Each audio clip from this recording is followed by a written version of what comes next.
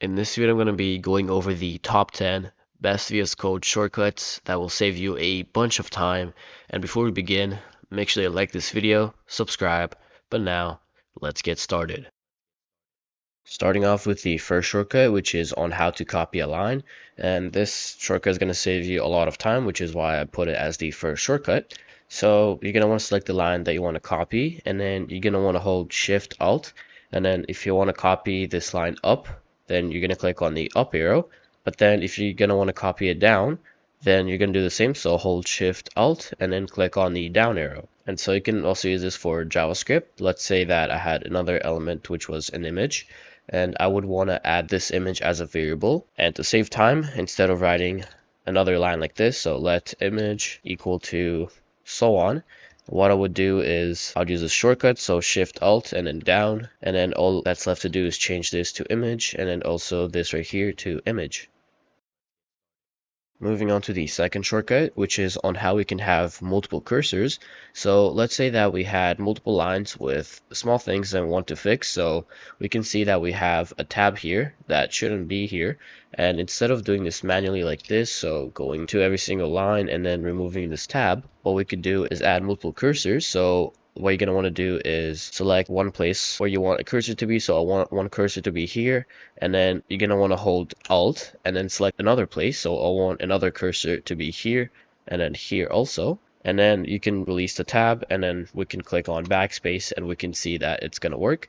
And then let's say that I wanted to write the same thing in multiple places. So let's say that I wanted to write a console log here and then also a console log here. Then I would hold Alt and then add another cursor here, and then I can press on enter to add another line, and then here we can write a console log as we can see right here. So I can write some text here and we can see that it's going to be the exact same. And to remove it, all they're going to want to do is select another place that doesn't have one of these cursors, and we can see that they're gone now.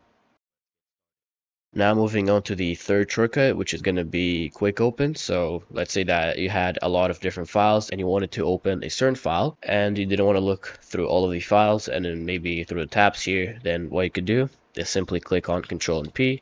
You're going to see this menu show up, and then all you're going to want to do is search your files. So let's say I want to open my index.js. I would simply write index, and then we can see my index.js file here. You can click on it or you can press on enter, and then we can see it open. And we can even switch files like this, so from index.js to index.html. And now moving on to the fourth shortcut, which is going to be a really quick one because it's going to be on how to toggle your sidebar. Some people like to have their sidebar closed, but then when they need to create a file, then what they have to do is move their cursor to the file explorer, click on it, and then they would have to create the file, when they can simply click on Control and B, and we can see it open and then also close. So we can see that this is obviously a lot faster.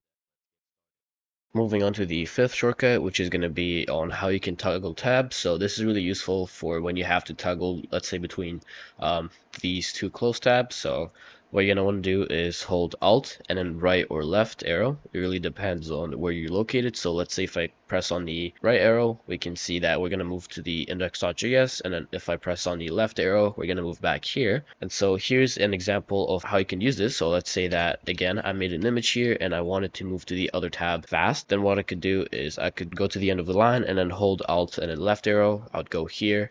And then we could go up here and then make another variable, so the button. So I'd go up here and then make a copy of this, make another variable, and so on.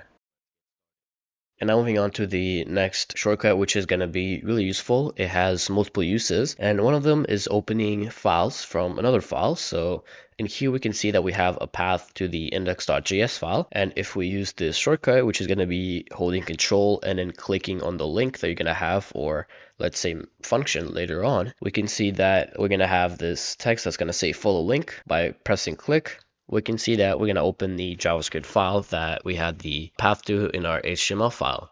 And another use would be, let's say that we had a lot of text here and then we wanted to go to the render function instantly without having to find it. We could use the same shortcut. So if we hold Control, hover it, it's going to show us the function, but then if we left click it, we can see that it's going to move us to the function here, and then we could do the same here. So if we hover the render here and click on it, it's going to move us to where we're calling the function. And now moving on to the next shortcut, which is going to be on how we can toggle hints. So let's say that I was going to write function, and then I was going to use the one of these hints, but then I misspelled it, and I went back, and we can see that it's gone. Then what you could do is hold Control and space, and we can see it come back, and then we can use the hints again, and this again works on everything. So let's say that I was going to write console log, but then I misspelled it. You can see that when you go back, the hints are gone, but there's a quick solution. So you hold Control space, and we can see that the hints show up again, and then we can use them. Moving on to the next shortcut, which is going to be global find, which is a step over the Control F, so the find tool.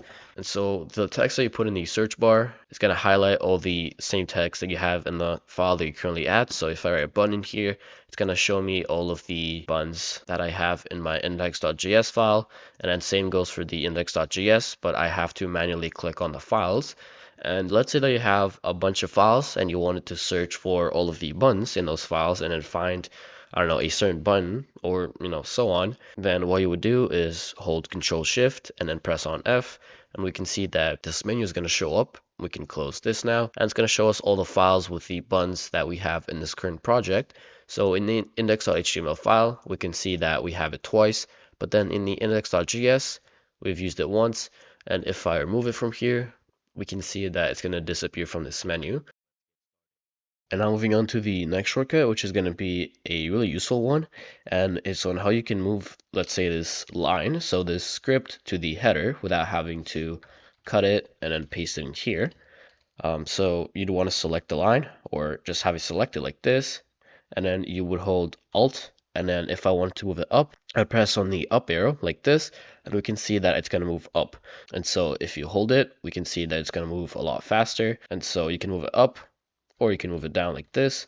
And so it's really helpful in your JavaScript file when you would have to move a bunch of text.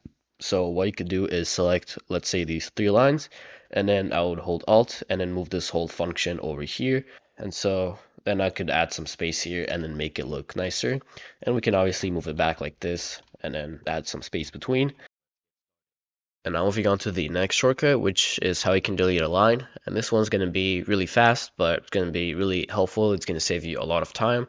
So let's say that we had this extra line and we want to remove it. Instead of having to select it and then removing it, or I don't know, maybe use another method to delete a line faster, what you'd have to do is just hold Control Shift and then press on K.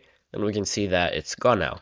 It doesn't matter where you have your cursor. So if you put it in here, so where the dot is, and then use this shortcut, we can see that it disappears. We can do the same in our HTML file. So I'm going to put it in here, Control Shift and K, and now it's gone. And so this is going to be for this video. So I really hope that you enjoyed it. And if you did, then make sure to leave a like, subscribe, comment down below if you have any video requests, and if you want to see more videos like this, and hopefully see you in the next video.